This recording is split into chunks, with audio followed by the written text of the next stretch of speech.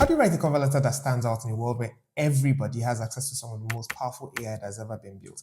Reminds me of this favorite villain quote of mine. I'll give them heroics. I'll give them the most spectacular heroics anyone's ever seen! And when I'm old and I've had my fun, I'll sell my inventions so that everyone can be superheroes. Everyone can be super. And when everyone's super, no one will be.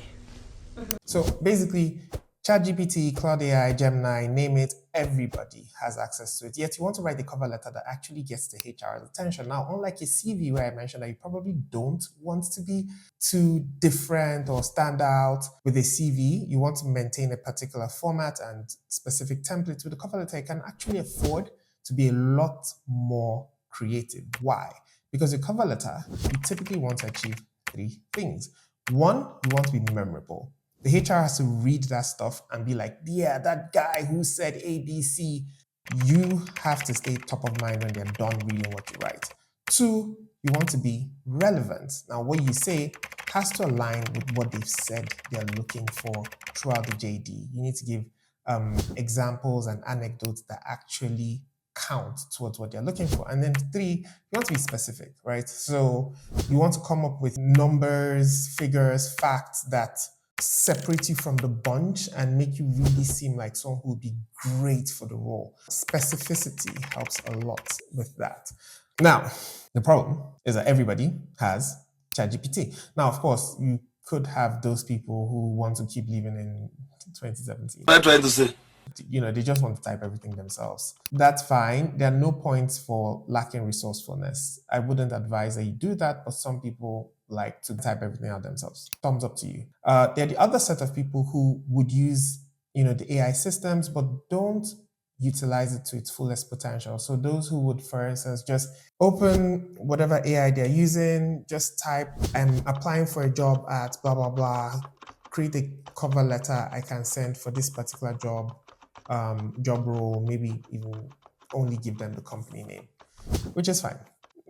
Most AIs would still give you something pretty good. But if you want to maximize the AI system to do this, you probably want to take your CV, give it to the AI, tell it, save this CV in your memory, and then next, provide the job description, and then tell it, based on the CV I just gave you, write a compelling cover letter for this particular job, tailored to that CV that you have provided. Now, the AI would be able to give you a very tailor-made, custom-made cover letter specifically for you, and it will be a really good cover letter.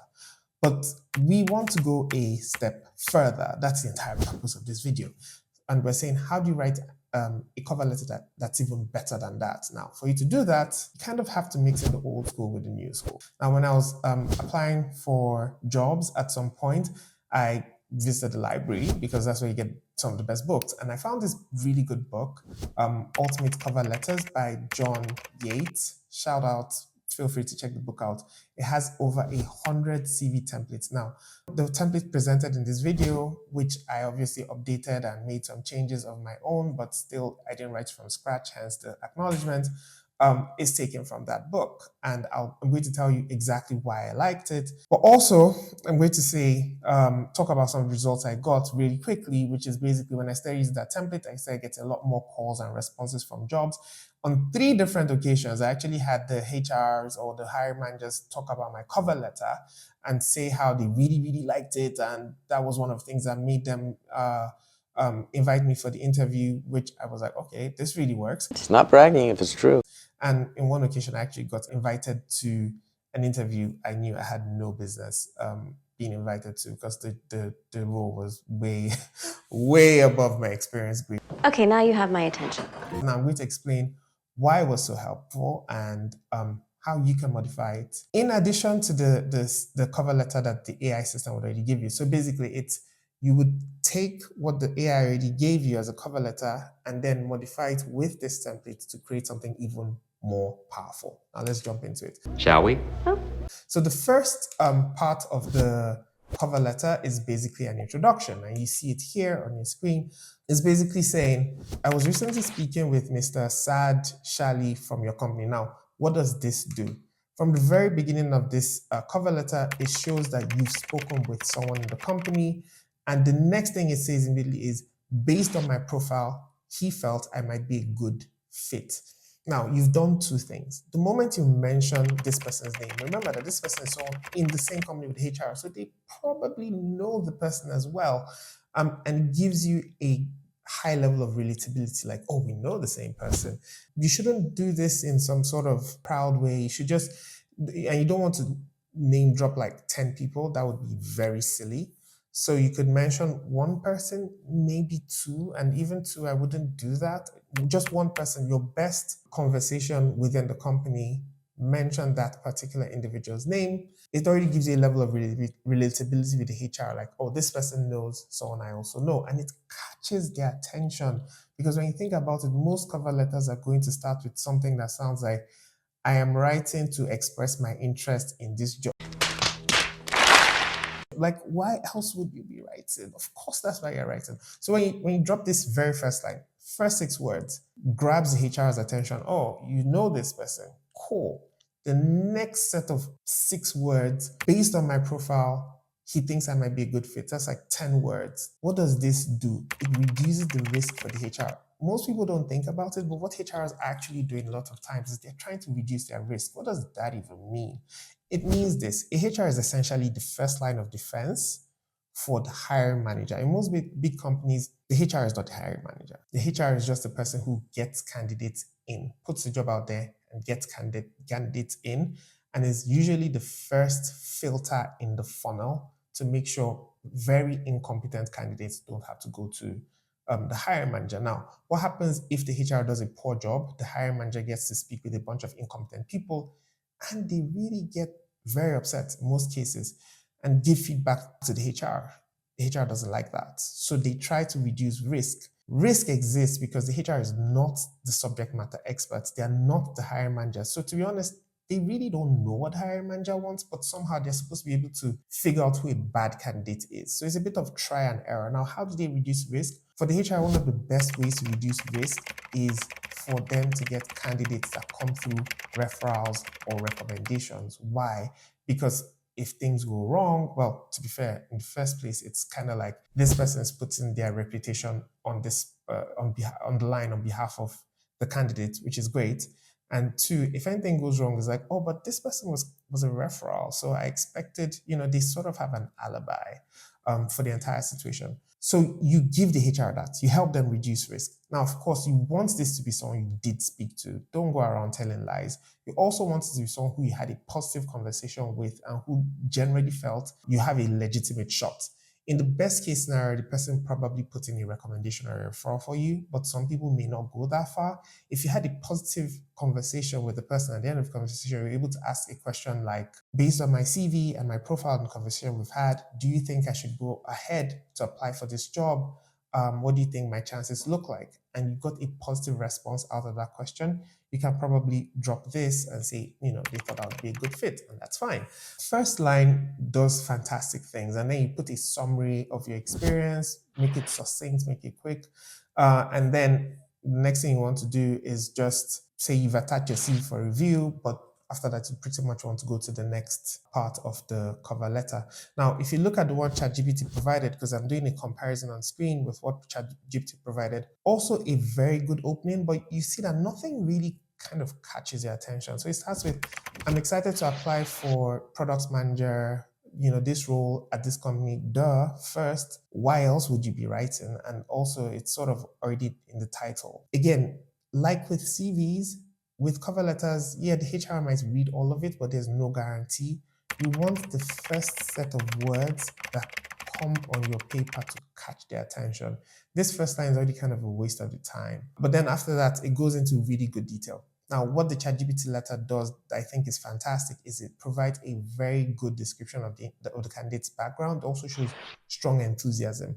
And that's why I said you want to combine the two formats together. So in this case, it could be a ChatGPT written cover letter, but the first line could just read exactly like this template, which shows that I know someone in the company, I've built some connection with the company already, and here I'm going to reduce your risk because someone already thinks I'm a relatively good fit. Now the HR is invested in in the cover letter because they're like, oh, this is very likely going to be a good candidate. Let me read this. Now, in the next bit, what you want to do, the main body of the cover letter, you want to have 2 columns. So one column is your requirements, the other column is evidence of my suitability. How this works is that for many job descriptions, the HR and the hiring manager would have specific themes that are like central themes for the job description. So for this particular one, it was the candidate's leadership ability, their technical experience, and some other times things like teamwork or communication or organizational abilities might be like central themes. How do you know the themes? Sometimes they're clearly articulated within the job description. Sometimes it takes a bit of looking at it closely to say, these are the things that seem to stand out in terms of what they're looking for in the candidate. And once you identify those themes, you want to lay them out, maybe do a bit of paraphrasing if you need to. Otherwise, word for word, say, this is what you're looking for, this is what you're looking for, this is what you're looking for under this theme, and then do it however many themes they have. Typically, I would say do 3, not more if you can. Now, the job recruitment process is a bit more like pattern matching. Think about those crime stories you'd see where a crime happens, someone sees the offender, but they're not captured on camera anywhere. So they ask someone to sketch out the offender, and then the police takes the picture and they're going everywhere or running through computer bases to see whose face matches the picture. That's kind of like what a job recruitment is, or the job recruitment process is, in the sense that the hiring manager has a sense of what the candidates they want should look like. They don't have it all figured out. There's some missing pieces and all that detail, but they have a sense of what they're looking for. And they just want someone who meets all those criteria. The person doesn't have to be perfect, but they just need to look like what they're trying to hire, or like, the picture of the individual that they're trying to hire. And your entire goal throughout the interview process is to say, this is what you're looking for, this is why I'm the guy. This is what you're looking for, this is why I'm the guy. And that's exactly what you want to do with this cover letter. And that's what this 2-column piece does. It's basically what your requirements were and evidence of my suitability. And under evidence of your suitability, you want to take out bits and pieces of your CV or parts of your experience and say, you said you want someone who has leadership abilities, and can inspire teams or whatever they say. This is a time when I inspired teams. I showed my leadership ability. I was able to grow my team from 2 people to 32 people over a period of 12 months. Again, you want to infuse this with specificity and relevance. Critical. If there's enough space for you to say anything memorable, cool. I wouldn't overflog it. If you can just show that you're this person they're looking for, that's typically good enough.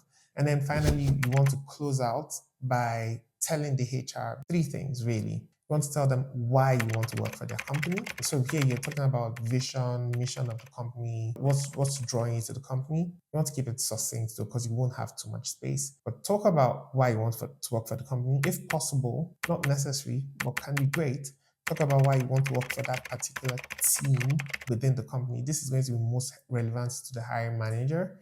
If you have good detail there, then talk about why you want that particular job. And this goes to your own personal motivation and what that kind of experience is going to do for you and how you want to grow there. And finally, you can say something about what you plan to add to the company or bring to the company. After that, you want to conclude and basically close out the cover letter. This would be a really solid cover letter. It'll also be significantly different from what most people would have. Now, I show on the screen here the ChatGPT cover letter, the body of the cover letter. It's actually a really good cover letter, if I'm being honest. The only issues I had with it were it came off as being a bit salesy, and this is a massive chunk of text. It's almost discouraging just to look at. So that's one of the things that the structure also helps with. It makes it easier to read and digest much of what you want to say in a way that the HR doesn't need to do the cognitive work of figuring out why it's relevant, because you're already spelling it out and laying it out like, this is why this is relevant, and here you go with this information. It makes it very easy for them. So that's it with this video. I hope it turns out to be helpful, and I hope you get that job you're looking for.